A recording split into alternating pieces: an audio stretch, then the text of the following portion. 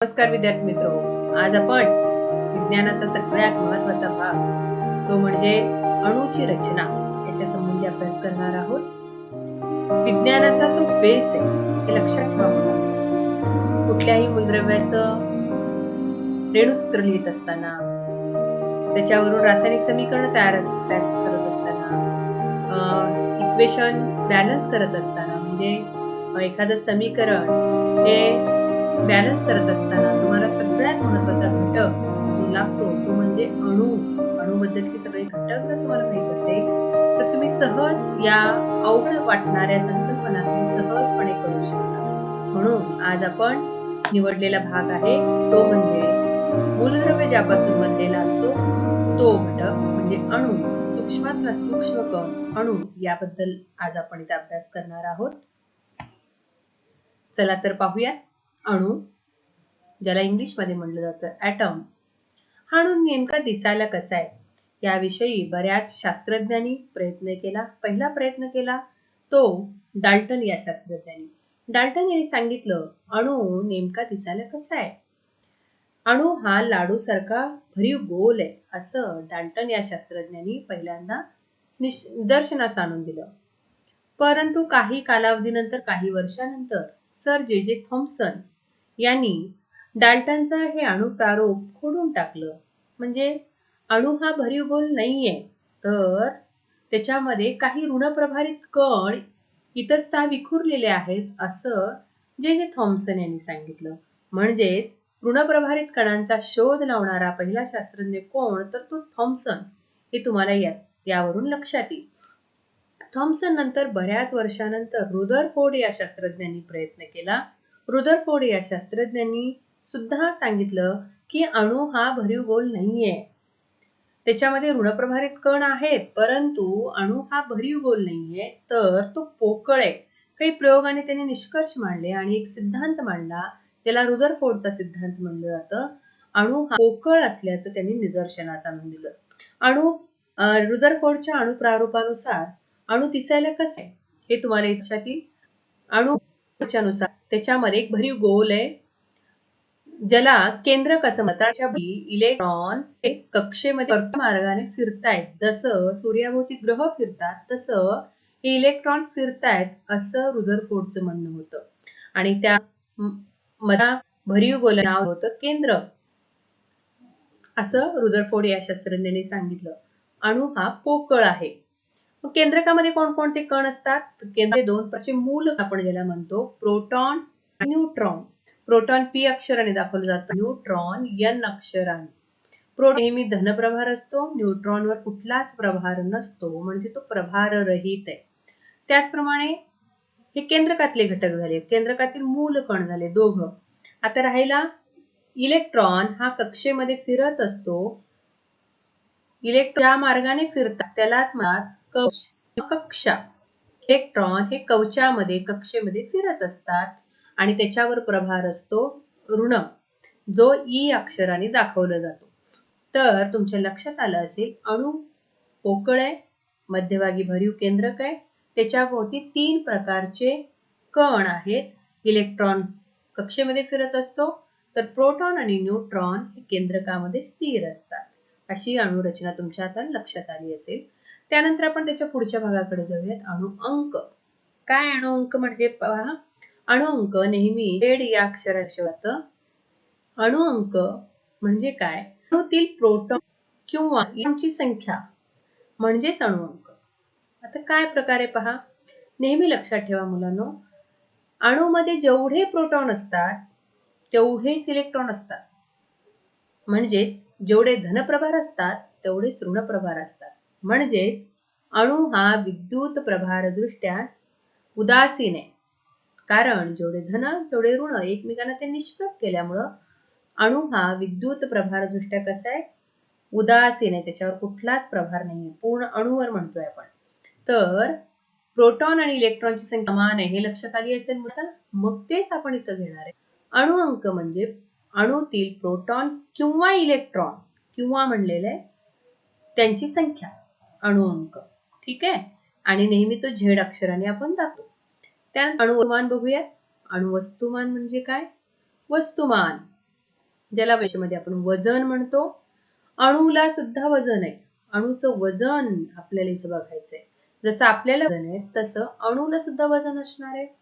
अणू त्याचं वजन विचार करत असताना आपल्याला त्याच्यामध्ये असणाऱ्या 3 मूल कणांचा विचार करावा. त्याच्या 3 प्रकारचे कण आहेत. Proton, neutron, electron. हे तरी माहिती झाले. प्रोटॉन, न्यूट्रॉन, इलेक्ट्रॉन जो आहे त्याचं वजन कमी आहे आणि असल्यामुळे खूप कमी असल्यामुळं तो हलका आहे आणि तो म्हणूनच इलेक्ट्रॉन फिरत असतो. हेही लक्षात घ्या. म्हणजे अणुवस्तुमानाचा विचार करताना इलेक्ट्रॉनचा विचार अजिबात करायचा नाही. फक्त करायचा विचार कोणाचा? प्रोटॉन आणि न्यूट्रॉन. च्या वजनाचा विचार केला तर तुम्हाला अणुवस्तुमान मिळेल. म्हणून मी अणुवस्तुमानची व्याख्या अशी करू शकेन. अणूतील प्रोटॉन आणि इलेक्ट्रॉन यांच्या प्रोटॉन न्यूट्रॉन या एकूण संख्येला अणुवस्तुमान असं म्हटलं जातं. लक्षात आलं असेल. अणुवस्तुमान या अक्षराने दाखवलं जातं. त्यानंतर आपण पुढच्या भागाकडे जाऊया. खूप महत्वाचा भाग आपण आता या तक्त्यामध्ये पाहणार आहोत. विद्यार्थी मित्र हो, नेहमी लक्षात ठेवा, हा तक्ता तुम्हाला खूप काही गोष्टी शिकवून जाणार आहे. इथं पहा, मूलद्रव्यांची नाव दिली आहेत. संज्ञा. मूलद्रव्या संक्षिप्तात लिहायची पद्धत आहे, ज्याला आपण संज्ञा म्हणतो, इंग्लिशमध्ये सिम्बॉल. अणुअंक. आता बघितलं, प्रोटॉन किंवा इलेक्ट्रॉनची संख्या सांगणारा ही अणुअंक. प्रत्येक मूलद्रव्य अणुअंक फिक्स आहे. हा अणुअंक नेहमी लक्षात ठेवायचा. 1 ते 20 मूलद्रव्यांचे अणुअंक तरी. विद्यार्थी मित्र हो, आज आपण त्याच्या पुढचा महत्त्वाचा भाग असलेला तक्ता इथं पाहणार आहोत. इथे तुम्हाला पाहायला मिळेल द्रव्ये, संज्ञा, अणुअंक, इलेक्ट्रॉन स्वरूपण, संयुजा, धातू आणि अणुमान हे तुम्हाला या तक्त्यात पाहायचे आहे. पहिल्या कॉलम मध्ये द्रव्यांची नावं दिलेली, तिथे मूलद्रव्यांची आपण घेतलेली आहेत.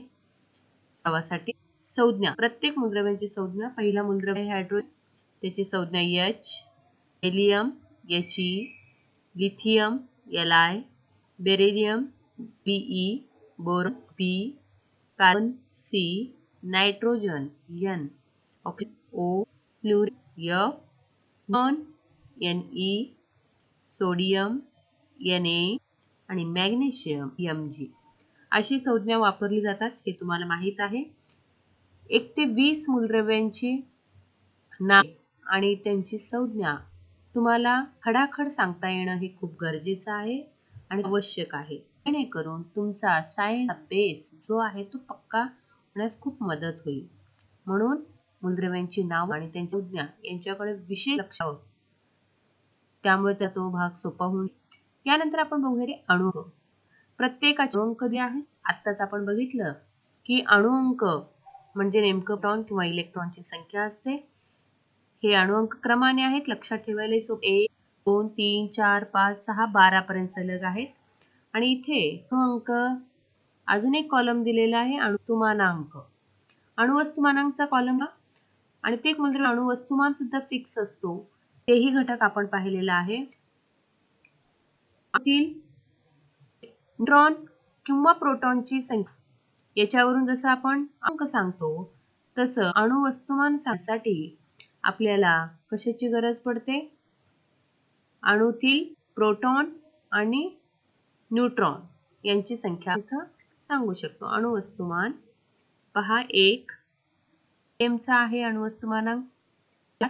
मला थोडंसं लक्षात, हे दुप्पट आहे.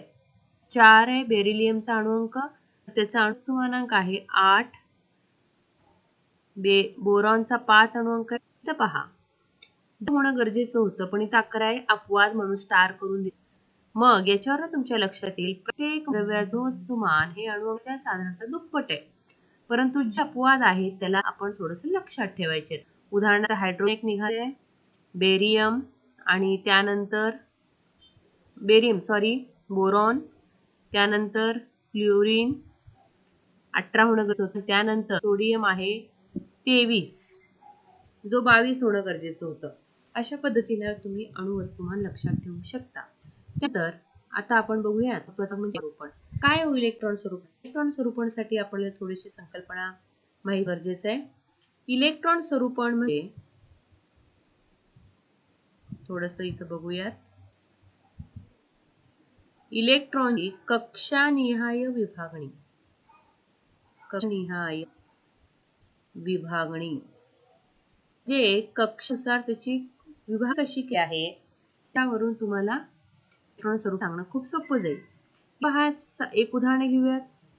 समजा तुम्हाला अणू, त्याचा केंद्रक, त्याच्या भोवती असणारे फिरणारे इलेक्ट्रॉन, नेहमी पहिली कक्षा ही पहिली कक्षा म्हणूयात.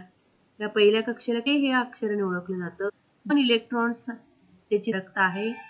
दुसऱ्या कक्षेची म्हणजे कक्षेची धारा आहे 8. आपण दाखवू शकतो, टिंबच्या साहाय्याने आपण दाखवलेले आहे 8. तिसरी कक्षा इथं बसत नाही मी, यम कक्षा KLM क्रमाने अल्फाबेटी आपण घेणार आहे. यम कक्षेची धारकता आहे 18. किती आहे? 18. हे कसं काढलं जातं तर 2 n वर्ग या सूत्राच्या साहाय्याने. 2 वर्ग या सूत्राच्या साहाय्याने पहिल्या कक्षेची धारकता आपण ठरवू शकतो. n किंमत कक्षा क्रमांक म्हणून आपण या सूत्रामध्ये कक्षाचा क्रमांक म्हणजे n जर आपण पुट केलं किंवा किंमत तर तुम्हाला ती संख्या मिळेल त्या कक्षेचं 2. दुसरी धारकता आहे सूत्रामध्ये ठेवून बघितल्यास मिळेल 8. तिसरी कक्षा म्हणजे यम कक्षेची धारकता आहे 18. 18 जरी असलं तरी 8 इलेक्ट्रॉन सामावू शकतात. ती धारकता तेवढीच आहे. चौथी कक्षा याची धारकता आहे 32. या पद्धतीनं धारकतेच्या क्षमतेनुसारच आपण इलेक्ट्रॉनचं स्वरूपण लिहिण्यास घेणार आहोत. तिथं हायड्रोजन, त्याच्यामध्ये त्याचा अणुअंक आहे 1. याचा अर्थ आहे त्याच्यामध्ये किती इलेक्ट्रॉन आहेत?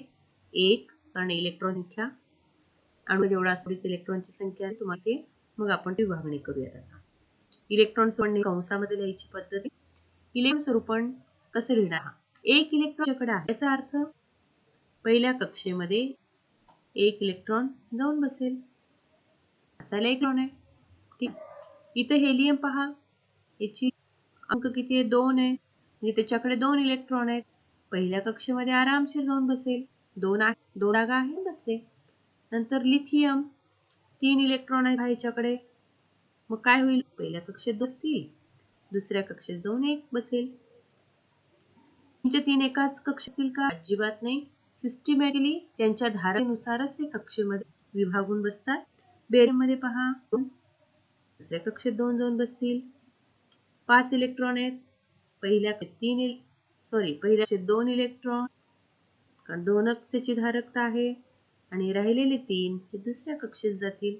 त्यानंतर 6 इलेक्ट्रॉन 2 4 7 इलेक्ट्रॉन आहेत पहा, 2 5 2 6. आणि तुम्हाला लक्षात आली असेल आता. इथं पहा 9 आहे. पहिल्या कक्षेत 2 बसेल, दुसऱ्या कक्षेत 7 बसतील. 7. ठीक आहे. पुढे 10 आहे बघा, 2 8. इथे पहा 2 11 काय एकूण 2 बसले, राहिले 9. 9 दे इथे किती बसतील हो? 8च, कारण आज जागा 8 आहे. त्याची धारकता 8चीच आहे. म्हणून पुढच्या कक्षेत तिसऱ्या कक्षेचं इथं अस्तित्व सुरू झालेलं आहे. त्यामध्ये पण सेम तसंच 2 8 2. अशा पद्धतीनं इलेक्ट्रॉन स्वरूपण म्हणजे इलेक्ट्रॉनची विभागणी ही कशी होते कक्षेनुसार हे तुमच्या लक्षात आलं असेल. मुद्दा खूप महत्त्वाचा आहे, लक्षात ठेवा. त्यानंतर कॉलम आपल्याला आहे संयुजा. संयुजेमध्ये संयुजा म्हणजे हा घटक होणं गरजेचं आहे. त्याला इंग्लिश मध्ये म्हणलं व्हॅलन्सी. नेहमी लक्षात ठेवा विद्यार्थी मित्र, संयुजा हा घटक खूप महत्त्वाचा आहे. संयुजा कशावर घ्यायची मला सांगत असताना 2 मेथडने आपण जाऊ शकतो. एक, बाहेर कक्षेतील इलेक्ट्रॉनची संख्या म्हणजे संयुजा. जो शेवटचा कवच असतो बाह्यतम कवच, ज्याला संयुजा कवचही म्हणलं जातं, त्या कक्षेतील असलेल्या इलेक्ट्रॉनची संख्या म्हणजे संयुजा. सोपी. आणि नेहमी लक्षात ठेवायचं संयुजा 5 किंवा 5 पेक्षा मोठी संख्या सांगू शकत नाही. म्हणजे 4 पर्यंतचीच संयुजा आपल्याला चालणार आहे. ही मुद्दा लक्षात घ्या. आणि दुसरी पद्धत आहे कवचातील संख्यानुसार तर सांगणार आहे. दुसरी पद्धत आहे, काही वेळ मला तेही बघावं लागतं, किती इलेक्ट्रॉन दिले जातात व किती इलेक्ट्रॉन स्वीकारले जातात अणुकडून, त्याच्यावरही आपण संयुजा चांगल्या प्रकारे सांगू शकतो. किती इलेक्ट्रॉनची देवाणघेवाण होते. थोडक्यात जर सांगायचं झालं तर ती संख्या सुद्धा संयुजा दर्शवते. बघूया हायड्रोजन पासून सुरुवात करूया. हायड्रोजनची पहिल्या कक्षेत आहे इलेक्ट्रॉन. मग सांगा ह्याचे एक इलेक्ट्रॉन आहे.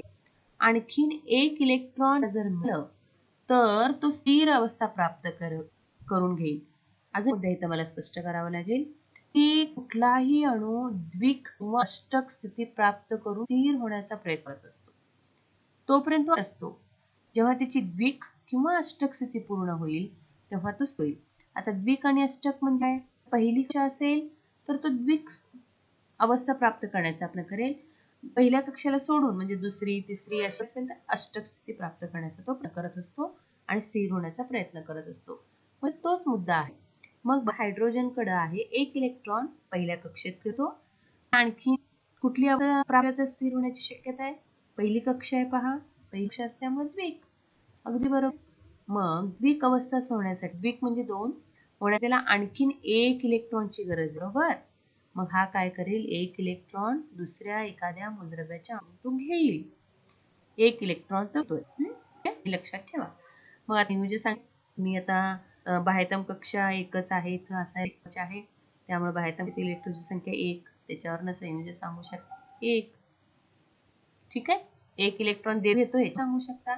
हेलियम पहा दोन आहेत इलेक्ट्रॉन. द्विक अवस्था पूर्ण यायची. द्विक अवस्था पूर्ण असल्यामुळं तो देणार नाही घेणार पण म्हणून शून्य त्याची संयोजन. लिथियम बाह्यतम कक्षा म्हणजे शेवट कक्षा म्हणजे ही ना बरोबर आहे. कक्षा अंडरलाईन केले पहा एक इलेक्ट्रॉन ह्याच्याकडे. मग तो दुसऱ्या कक्षेत असल्यामुळं अष्टक स्थिती प्राप्त करेल. त्यासाठी 7 इलेक्ट्रॉन कुणातरी घेणार आहे तो किंवा देवाणघेवाण होणार आहे. पण 7 इलेक्ट्रॉन हा घेणार नाही तर हा इलेक्ट्रॉन देऊन टाकेल. कारण 7 इलेक्ट्रॉन वाला ह्याच्याकडे याची शक्यता खूप कमी आहे. एक साधं उदाहरण घेऊयात. आपल्याकडे 1 लाख आहे आणि तुमच्याकडे 7 लाख रुपये. 8 लाखाचा एक बिझनेस सुरू करायचा समजा. माझे 1 लाख आहेत तुमच्याकडे 7 लाख आहे. मी म्हणणार आमच्या एरियात या आपण एक बिझनेस करूयात. तुम्ही येणार का आमच्याकडं? नाही येणार. कारण तुमचा जोर असणार आहे कारण तुमचं पॉवर असते म्हणजे तुमचा पैसा जास्त आहे. तुम्ही 7 लाख वाले करणार नाही मॅडम तुम्हीच आमच्याकडे या. आमचे पैसे आहेत आम्ही म्हणल्यासारखं तुम्ही ऐकायचे. म्हणून मलाच तुमच्या यावं लागेल 1 लाख रुपये घेऊन. तसं इथे लिथियम सुद्धा एक इलेक्ट्रॉन घेऊन तो दुसऱ्या मूलद्रव्याला देतो. म्हणून एक इलेक्ट्रॉनची तर देवाणघेवाण होते त्याच्यावरून शकतो बाह्यतम कक्षावरून सांगू शकतो 1. बेरिलियम 2 आहे पहा बाह्यतम कक्षा 2. बोरॉन बाह्यतम कक्षा 3 आहे संयोजकतेची 3. कार्बनची बघा कक्षा 4 आहे. त्याला अजून 4 ची गरज आहे. काय होईल पहा इथं 4 त्याची संयोजन सांगू शकतो कारण 4 इलेक्ट्रॉन तो घेणार आहे. 4 घेऊन अष्टक स्थिती प्राप्त करेल. इथं 5 ला 5 लिहायचे किंवा 5 आहे पहा बाह्यतम कक्षेत. अजून एक अट सांगितली होती की 5 किंवा 5 पेक्षा मोठं संयोजन आपण सांगू शकत नाही. म्हणून 5 संयोजन आपण सांगताय आणि मग त्या मेथडने विचार करावा लागेल. किती इलेक्ट्रॉन घेतो देतो. पहा बाह्यतम कक्षेत त्याला अजून कितीची गरज आहे अष्टक स्थिती प्राप्त होण्यासाठी 3 ची. ठीक आहे. मग 3 हा इलेक्ट्रॉन घेऊ म्हणून संयोजन 3. ठीक आहे. 5 लिहायचं नाही 8 मधून वजा केलं तरी तुमच्यातील 3 येतं. इथं पहा 6 आहे अष्टक स्थिती अजून 2 ची गरज आहे 2 येणार. इथं 7 आहेत 1 त्याची संयोजन होईल. 8 आहे देणार पण नाही घेणार पण नाही. बाह्यतम कक्षेत पुन्हा आलं बघ तुमच्या सोयीचा 1 हे 2. अशा पद्धतीने संयोजा ही सांगितली जाते आणि या मुद्द्याकडे तुम्ही लक्ष द्या की संयोजा नेहमी 1-4 मधलेच अंक असणार आहे. ठीक आहे. हा तुम्हाला इथं समजला असेल आणि त्यानंतर आपण पुढे जाऊयात. धातू आणि अधातू गुण. प्रत्येक मूलद्रव्याजवळ धातू तरी गुण असेल किंवा अधातू तरी असेल किंवा धातू सदृश्य. इथं धातू सदृश्याचा विचार आपण तुर्ता करणार नाहीत. तोपर्यंत आपण धातू गुणासंबंधी चर्चा करूया. काय हो धातू आणि धातू गुण तसं बघूयात. तुम्हाला माहिती धातू चकाकणारा ज्याची घनता जास्त आहे जो स्थायू अवस्थेत मोस्टली आढळतो धातू ते विरुद्ध गुणधर्म असणारे माहिती आहे तुम्हाला. तेच आपल्याला इथं थोडंसं वेगळ्या अँगलने बघायचं इलेक्ट्रॉन स्वरूपणाच्या अँगल मधून बघायचे. धातू आणि धातू गुण कसं असतं ते आपल्याला इथं बघू. बघा इथं हायड्रोजनचा अणुअंक 1, पहिल्या कक्षेत 1 फिरला, त्याची वेळी त्यामुळे व्यक्ती झाली 1. हा काय करेल द्विक अवस्था प्राप्त करण्यासाठी 1 इलेक्ट्रॉन घेतो. आता घेतो आणि देतो त्याच्यावरून आपण धातू आणि अधातू गुण ठरवू शकतो. नेहमी लक्षात ठेवा विद्यार्थी मित्र, धातू जवळ इलेक्ट्रॉन द्यायची प्रवृत्ती असते आणि त्याच्या विरुद्ध अधातूंजवळ इलेक्ट्रॉन घेण्याची प्रवृत्ती असते. थोडी सांगायचं झालं, धातू हे दानशूर असतात, अधातू हे भिकू असतात. काही करा, लक्षात ठेवा. तर आता बघूयात, आता इलेक्ट्रॉन देतो का घेतो बघूयात. हायड्रोजन 1 इलेक्ट्रॉन आहे, 1 इलेक्ट्रॉन घेतो म्हणून काय झाला हो, हा घेतो बघा, भिंगू आहे, झाला धातू. ठीक आहे. नंतर 2 बघा, देते घेत नाही म्हणून तो काय झाला, निष्क्रिय राजवायू, हा निष्क्रिय वायू अवस्थेत आढळ, निष्क्रिय. लिथियम पहा, 1 इलेक्ट्रॉन आहे, बाह्य कक्षेत, इलेक्ट्रॉनची गरज आहे 7, ह्याच्याकडे कोण 7 घेणार नाही, मग काय करणार आहे लिथियम, 1 इलेक्ट्रॉन देणार आहे, दान करणार आहे दुसऱ्या मूलद्रव्याच्या, म्हणून देतो, म्हणून हा काय झाला हो, दानशूर असल्यामुळे धातू. पेनचा प्रॉब्लेम, कर्सर. बेरिलियम पहा, 2 अष्टक प्राप्त करण्यासाठी 6 देणार, हा काय 2 इलेक्ट्रॉन देऊन टाकेल, बेरिलियम कशी धातू. बोर पहा इथं 3 आहे, 5 गरज आहे, 5 कोणाला देणे, यालाच देऊन टाकावेल, देणार म्हणून धातू. कार्बन पहा, कार्बन तुम्हाला माहित असलेला कार्बन, काजळी, कांद्याची काजळी, तुमच्यामध्ये तो अधातू आहे. एका बघूयात आता, ऍटम कक्षेत 4 आहेत पहा, याला अजून कितीची गरज आहे, 4 इलेक्ट्रॉनची गरज आहे. 50-50 आहे, मग तुम्ही म्हणाल मॅडम काय करणार हो, 4 सेम आहे, काय करणार, तर हा जर दिला तर त्याचं कवच नष्ट होऊन जाईल, म्हणून तो काय करेल, 4 इलेक्ट्रॉन घेईल, द्याचा गुणधर्म 4, म्हणून तो झाला हो अधातू, बिग मंगू आहे. त्यानंतर नायट्रोजन पहा, माहिती असलेला वायू आहे, वनस्पतींच्या वाढीसाठी आवश्यक असलेला नायट्रोजन वायू, तुमच्या मते तो अधातू मध्ये जातो. आता इथं बघूयात, 5च्या बाहेर कक्षेत अजून त्याला कितीची गरज आहे, 3, तो काय करतो, 3 इलेक्ट्रॉन घेतो म्हणजे झाला अधातू. 6 बघा, ऑक्सिजन माहिती आहे तुम्हाला, अणु ऑक्सिजन, तो आपण श्वसनासाठी, सजीवांच्या श्वसनासाठी आवश्यक असलेला वायू, अधातू आहे. आता बघूया तिथं आपलं येतं का, 6 बाह्यतम कक्षेत किती इलेक्ट्रॉनची गरज आहे, 2, सहज त्याला कोण पण देऊन टाकेल, म्हणून तो 2 इलेक्ट्रॉन घेतो म्हणून अधातू. इथं हा 7 आहेत, 1 इलेक्ट्रॉन घेतो आणि अधातू मध्ये राहील. निऑन हा एक वायू आहे, निऑन बघा इथं बाह्यतम कक्षेत 8 आहे, अष्टक स्थिती पूर्ण आहे, काय होईल हो मग, हा दे पण नाही घेणार पण नाही, निष्क्रिय वायू. त्यानंतर पहा, बाह्यतम कक्षेत 1 आहे पहा, 1, याला कितीची गरज आहे, अजून 8 इलेक्ट्रॉन गरज आहे, कोण देणार, यालाच 1 इलेक्ट्रॉन द्यावा लागेल, म्हणजे दान करावं लागेल, हा काय होईल हो, धातू. आणि तसंच मॅग्नेशियमचं पण अवस्था आहे, याच्या पण 2 आहेत, हा पण 2 इलेक्ट्रॉन देऊन टाकणार आणि अष्टक स्थिती प्राप्त करणार, मग तो धातूमध्ये. अशा पद्धतीनं धातू अधातू गुण आपल्याला मूलद्रव्यांच्या इलेक्ट्रॉन स्वरूपावरून, संयोजनेवरून सहजरित्या सांगता येतं. हा जो भाग आहे ते खूप महत्वाचा आहे, तो सायन्स बेस म्हणायला काही हरकत नाही, कारण रेणूसूत्र तयार करणं, रासायनिक समीकरण लिहिणं, हे टप्प्याटप्प्याने येणारे भाग आहेत, ते सगळे याच बेसवर आहेत मुलांना, म्हणून त्या घटकावर विशेष लक्ष द्या आणि आवर्जून तुमच्या वहीने हा तक्ता लिहून काढा. मॉडेलसाठी आपण 1 ते 12 अणुअंकाच्या मूलद्रव्यांचा समावेश केलाय, मी 1 ते 20 मूलद्रव्यांचा तक्ता तयार करायचा आणि तुमच्या वहीमध्ये तो नोंदवून द्यायचा आहे. कधीही लक्षात ठेवा, 1 ते 20 मूलद्रव्यांचं नावं, त्याची संज्ञा, अणुअंक, वस्तुमानांक तुम्हाला खड सांगता येणं हे खूप गरजेचं आहे आणि त्या बेसवर तुम्ही हिचं करायचं, इलेक्ट्रॉन स्वरूप, संयोजा, गुण, धातू गुण, असे अनेक घटक तुम्ही सहज सांगू शकाल. म्हणून या नोंदी करून ठेवा आणि नक्कीच तुम्हाला या भागाचा उपयोग तुमच्या पुढच्या महत्त्वाच्या भागांमध्ये होईल अशी आशा आहे. धन्यवाद.